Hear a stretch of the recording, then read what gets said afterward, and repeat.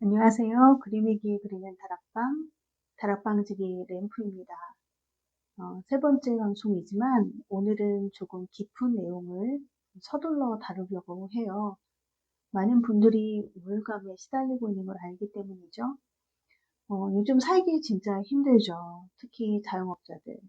코로나 바이러스 때문에 사회적 거리두기가 또다시 4단계로 연장됐어요. 게다가 연장되면서 영업시간이 또 9시로 제한이 되고, 물론 지방에 따라 다를 수는 있지만요. 요즘 거리를 지나가다 보면 폐업 정리, 임대 이런 현수막들이 즐비합니다. 그리고 청년들은 취업할 곳이 없어요. 무슨 과를 나왔건 어떤 꿈을 가졌건 많은 청년들이 그냥 공무원 시험을 준비하죠. 아동 청소년들은 학교를 갔다가 안 갔다가 들쭉날쭉한 생활을 하고 체력은 물론이고 사회성을 기를 곳이 사라졌어요. 지금 그 초중고를 다니는 아이들 상당히 안타깝죠. 예전에는 뭐 소풍, 운동회, 예술제, 수련회, 축제, 졸업여행 등등 각종 그 단체 활동이 굉장히 많았는데 세월호 사건 이후로 그리고 지금은 또 코로나 바이러스로 인해서 모든 단체 활동이 어렵게 됐어요. 사실 저는 이 아이들이 성인이 되어서 세상을 이끌어가는 중심 세대가 됐을 때가 좀 걱정이 돼요. 현재 철저히 혼자 있는 것에 익숙해져 있는 이 아이들이 과연 사회라는 공동체를 어떻게 이끌어갈까 다소 우려가 되는 부분들이 있습니다. 좀 옛날 얘기를 해볼까요? 1년 반 전쯤 좀 추울되었었는데 제가 밤 9시경에 산책을 마치고 집으로 돌아가다가 우연히 강 건너 그 다리를 봤어요. 교각이에요.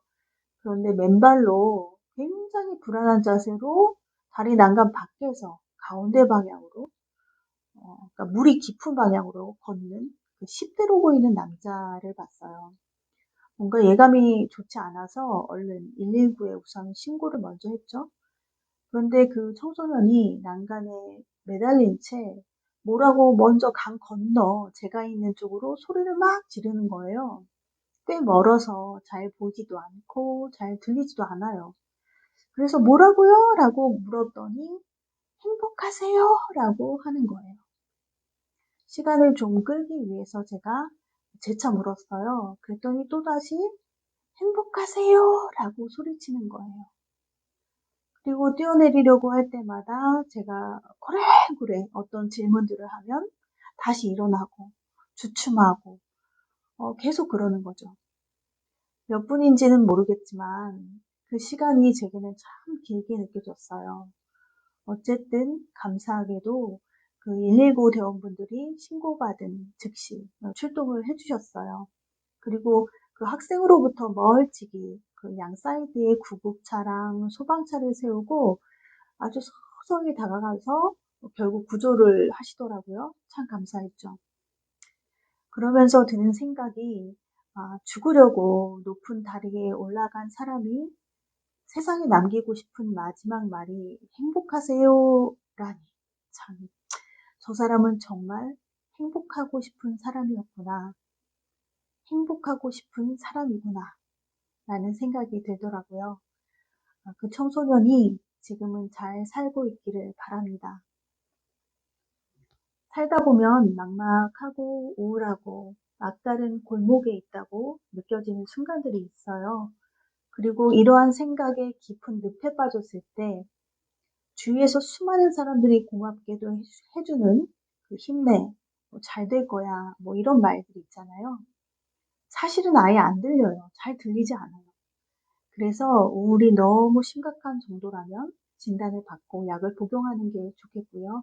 어느 정도 힘이 생긴다면 그리고 지금 이 방송을 함께 듣는 분들은 오늘 그림 일기를 그리면서 나에게 내가 위로받는 그런 시간을 가졌으면 좋겠습니다. 그럼 그림 일기를 함께 그려볼게요. 구체적인 그림을 그릴 수 있는 분들이라면 자유롭게 이 시간 함께 그리시면 되겠고요. 세 번째 방송이기 때문에 난 표현을 잘 못해. 그림은 너무 어려워. 라고 하시는 분들은 오늘 제가 안내해 드리는 방법으로 그리시면 됩니다. 먼저 내가 머물 동그라미 원을 그려보세요. 화지의 어느 부분에 있어도 상관은 없고 크기도 물론 상관이 없습니다. 저는 이 정도로 할게요. 네. 이 원은 나를 지켜줄 보호막이 될 거예요. 이것은 빛의 원일 수도 있고 아주 유연해서 외부에서 어떤 충격을 가해도 절대 뚫리거나 찢기지 않는 나를 보호해주는 그런 투명막이 될 수도 있을 거예요. 마치 엄마의 자궁속처럼요. 이 원 안에 나를 그려볼게요. 사람을 그리는 게 저는 제일 힘든 것 같아요. 그렇다고 졸라맨 형태나 X로 표시하지 마시고요. 차라리 구체적인 사람 형태를 그리기 힘들다면 또 하나의 원으로 나의 위치를 잡아줄게요. 원으로 나를 표현하시는 거예요. 자, 한번 해볼까요? 저는 이쯤 정도의 이렇게 위치를 해볼게요. 네. 자, 이렇게 되면 어떻게 됩니까? 원 안과 원 밖으로 분리가 되었죠. 이 동그라미 밖은 내가 우울하다고, 힘들다고, 막막하다고 느끼는 세상이 될 거예요. 내가 느끼는 그 세상은 어떤 색깔일까요? 나를 힘들게 하는 것, 내가 부담을 느끼는 것, 날 괴롭히는 것들을 여기다 한번 그리고 색칠해 보세요. 우울의 깊이, 넓이, 그 정도가 어떠한지 자유롭게 한번 표현해 보세요. 개개인이 우울한 이유가 다르듯이 각자의 그림 표현 방법도 다 다릅니다. 구체적으로 그리기 어렵다면 그 느낌을 색으로만 표현하셔도 돼요. 무엇을 먼저 그리고 색칠하든지 상관은 없어요. 먼저 마음 가는 대로 순차적으로 하시면 됩니다. 자, 이제 자유롭게 각자 그림을 그려볼게요.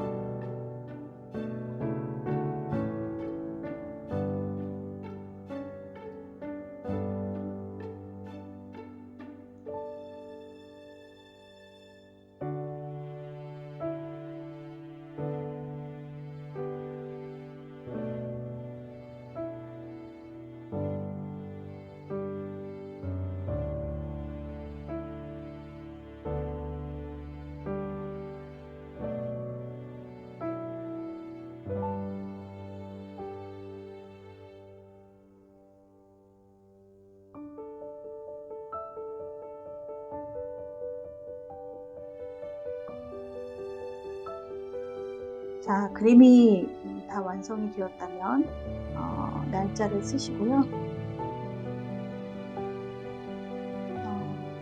내용을 간단하게 한번 적어볼게요.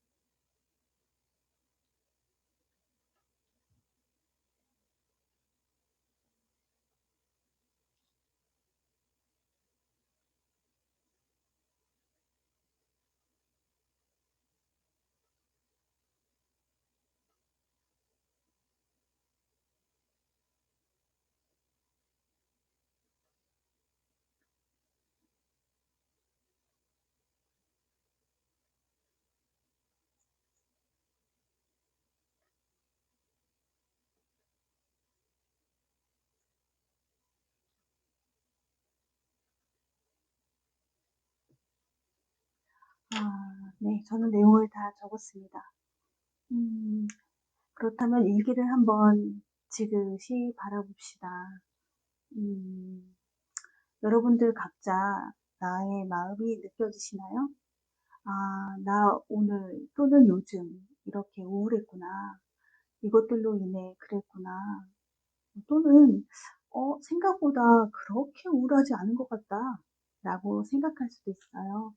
어쨌든 중요한 건 내 마음을 표현했고, 그래서 그 마음이 보여지게 되었다는 거죠. 나를 둘러싸고 있는 이 둥근 빛 혹은 투명막, 그리고 원 밖의 세상은 매번 그릴 때마다 색깔, 음영, 크기 등 모두 달라져요. 그러나 변하지 않는 한 가지는 늘 나는 둥근 빛 혹은 투명막으로부터 보호받고 있다는 거예요. 여러분들 지금 여기 내가 존재하죠? 이것은 엄마의 뱃속에 자리 잡는 그 순간부터 최초로 자궁에서 보호받기 시작했어요. 이후 양육자, 친구들, 이웃들, 나아가서는 대우주, 신의 가호로부터 늘 보호받았다는 것을 뜻해요. 그런데 중요한 건 나도 나를 보호해야 돼요. 여러분들 이제 손을 들어서 이 원 위에 나 자신 위에 한번 이렇게 손을 얹어 볼게요. 양손으로 하셔도 되고 한 손으로 하셔도 돼요. 내가 느껴지시나요? 나는 지금 살아있음으로 온기가 있어요. 이 온기로 그림 속의 나를 따뜻하게 덮어주세요. 내가 나를 느끼면서 보호해주는 시간이 되는 거예요. 원하는 만큼 머무르세요. 힘들었니? 힘들었구나. 괜찮아. 넌 보호받고 있어. 나도 널 보호해줄 거야. 나도 널 보호해줄 거야. 내 자신에게 이야기해주세요. 잠시 더 머무를게요. 자, 내가 이 우울한 감정을 가지고는 잠을 편안히 이룰 수 없었겠죠? 인간은 의식하지 않더라도 신체뿐 아니라 마음도 조화와 균형을 이루려는 작용이 항상 이루어지고 있어요.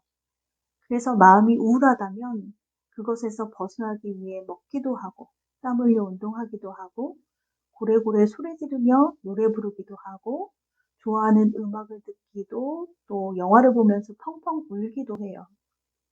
우리는 그 중에서 이 그림의 길을 택한 거예요.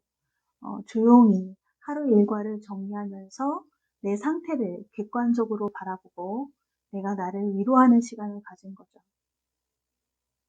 오늘은 우울한 나를 위한 시간을 가져봤어요. 인생을 살다 보면 우울한 시기가 반드시 한 번쯤은 찾아옵니다. 그때 꼭 잊지 말고 오늘처럼 그림 일기를 그려보세요. 한참 시간이 지난 후 그림 일기를 뒤적이다가 오늘 이 페이지를 발견할 수도 있어요. 그땐 오늘의 우울함이 지나고 보니 별일 아닌 것처럼 보일 수도 있고 굉장히 중요했구나, 중요한 시점이었구나 라고 느껴질 수도 있어요. 중요한 것은 내 마음을 이렇게 표현할 용기를 가졌었다는 것, 그리고 내 마음을 마주보는 작은 습관을 쌓고 있었다는 거예요. 여러분들 오늘 고생 많으셨습니다. 수고하셨어요. 자, 그럼 오늘도 평안한 밤 되세요. 다락방지기 램프였습니다.